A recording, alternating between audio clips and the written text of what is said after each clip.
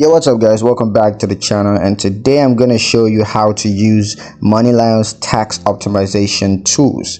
So Moneylyon's tax optimization tools provides you with access to tax planning resources and strategies that help you to minimize your tax liability.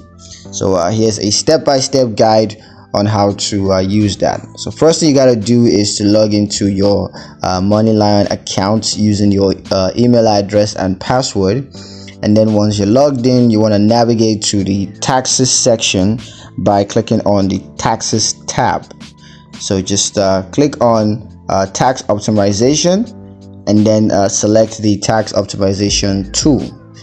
Next, you got to enter your tax information and just follow the tax planning strategies. So you can use the tax optimization tool.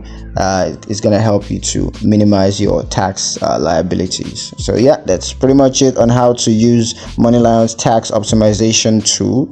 Hope you guys liked the video. Hope you found the information useful enough. If you did, like the video, comment down below, let me know what you thought, share the video with your friends, and subscribe to the channel if you haven't done so already, and I will see you guys in the next one. Peace.